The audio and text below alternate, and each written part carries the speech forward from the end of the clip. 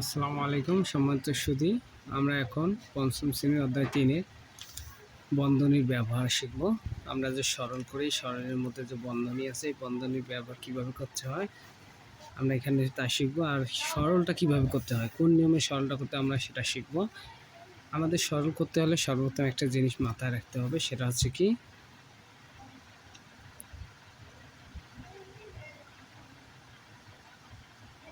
এই শব্দটা আমাদের মনে রাখতে হবে, বদমাস। আমরা এই বদমাস, বিতে হচ্ছে ব্র্যাকেট,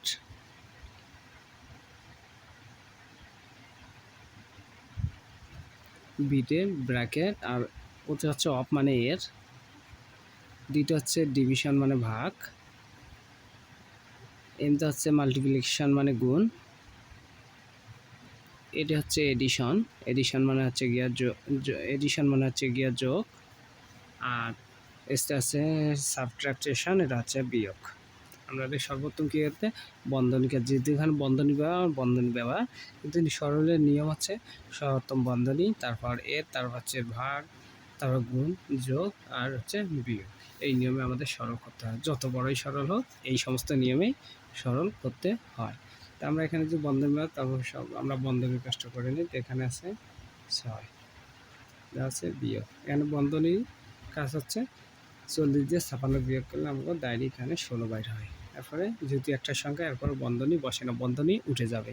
তারপরে চিহ্ন আছে কি, ভাগ, ভাগে বা আবার প্রথম বন্ধনীর কাজ কি হচ্ছে 4 দুগুণা 8, এরপরে কি হচ্ছে যোগ 5।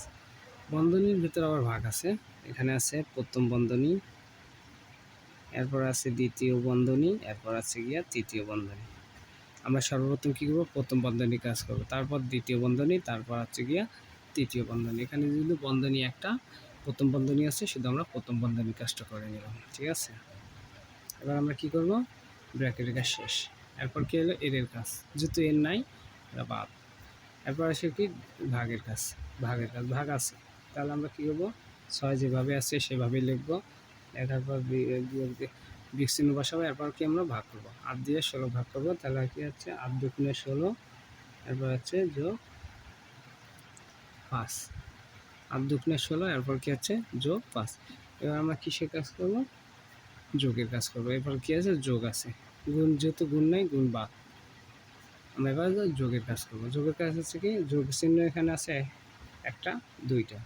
আমরা অবশ্যই জানি, যদি সামনের সংখ্যার সর্বপ্রথম সংখ্যায় কোনো সরল অঙ্কে প্রথম সংখ্যা সামনে কোনো চিহ্ন না থাকে, সেটা হচ্ছে কি যোগ। তাহলে এখানে হচ্ছে যোগ হচ্ছে গিয়ে 5, আর যোগ হচ্ছে গিয়ে 6, তাহলে 5 6 11, মাইনাস হচ্ছে 2। যোগের কাম অঙ্ক শেষ। এবার কি বিয়োগের কাম, আমরা বিয়োগ করে নেব। তাহলে হচ্ছে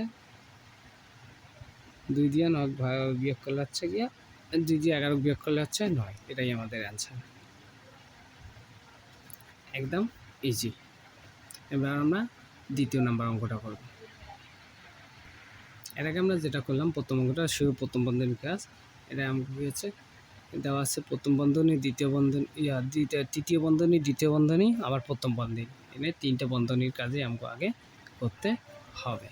তা আমরা কি করব, আমরা যে বন্ধনী কাজ করব, তা আমরা এই সংখ্যাগুলো যেভাবে আছে ওভাবে লিখবো। আমরা সর্বপ্রথম কী করব, প্রথম বন্ধনীর কাজ করব, তাহলে দ্বিতীয় বন্ধনী, তৃতীয় বন্ধনী যেভাবে আছে সেভাবেই থাকবে।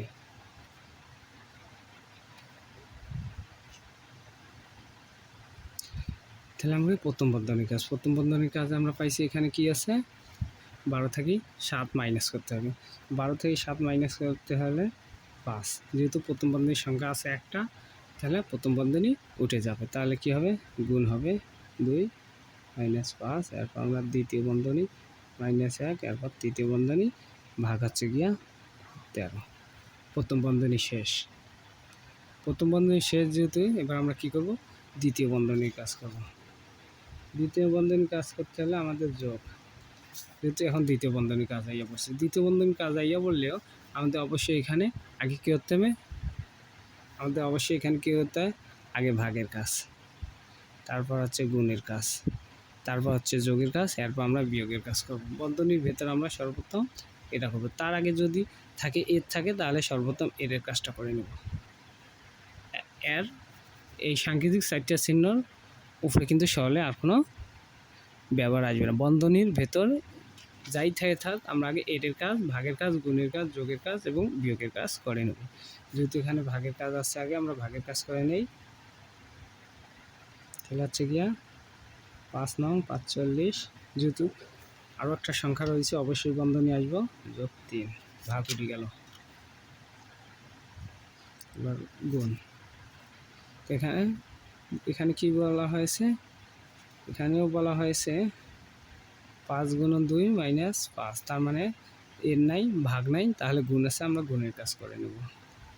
তাহলে 5 দুগুণে 10, যেহেতু আর একটা সংখ্যা আছে বন্ধনী অবশ্যই থাকবে। বিয়োগ দিয়ে 1, আমরা কি তৃতীয় বন্ধনী, ভাগ দিয়ে 13 থাকবো। আবার আমরা যেহেতু দ্বিতীয় বন্ধনী এখনো উঠে যায় নাই, দ্বিতীয় বন্ধনী রয়েছে, আমরা দ্বিতীয় বন্ধনীর কাছে আবার করবো। আমরা 7 যোগ, এখানে কি হচ্ছে গিয়া 5 আর 3 হচ্ছে গিয়া 8, যেহেতু সংখ্যা থাকলো একটা, তো বন্ধনী কী গেলো, উঠে গেল, দ্বিতীয় বন্ধনী উঠে গেল। এবার আমরা কি হচ্ছে, এখানে বাইরেছে 5 দিয়ে 10 মাইনাস করলে হচ্ছে গিয়া 5, এখানে যদি একটা সংখ্যা, এখানে কি হলো, দ্বিতীয় বন্ধনী উঠে গেল, তাহলে থাকলো তৃতীয় বন্ধনী। ও 10 মাইনাস 1, যেহেতু এটা দ্বিতীয় বন্ধনী, তৃতীয় বন্ধনীর ভেতরে আছে, ঠিক আছে, মাইনাস 1। এবার কি হচ্ছে, ভাগ 13। এখন আমাদের কি হবে, আমরা এখন কি করব, 7, আর আমরা কি করব, তৃতীয় বন্ধনীর ভেতর কিসের কাম আছে, আগে যেহেতু আছে গুণ চিহ্ন আছে, বিয়োগ চিহ্ন আছে, তাহলে আমরা কি করব, গুণ চিহ্নের কাজ করে নেব। তাহলে 7 যোগ থাকলো, তৃতীয় বন্ধনীতে 5 8 40 মাইনাস 1, ভাগ থাকলো 13। আমরা আবার কি করব, যে তৃতীয় বন্ধনীর কাজ এখনো শেষ হয় নাই, আবার তৃতীয় বন্ধনীর ভেতরে কাজ করব, যোগ 1 দিয়ে 40 মাইনাস করলে হচ্ছে 39, ভাগ থাকলো 13। তৃতীয় বন্ধনী যেহেতু একটা সংখ্যা, তৃতীয় বন্ধনী উঠে গেল। তা আমাদের কি করতে হবে, 7 যোগ, আমাদের কি করতে, সর্বপ্রথম ভাগের কাজ করতে হবে, 3 13 39, আর কি আর চিহ্ন থাকলো কোনটা, একটা থাকলো যোগ চিহ্ন, আমরা যোগ চিহ্ন কাজ করে নেব। 7 আর 3 10, এটাই আমাদের আছে। যারা যদি কোনো ভুল ত্রুটি হয় অবশ্যই জানাবেন, কেউ কোনো খারাপ মন্তব্য করবেন না। ধন্যবাদ সবাইকে।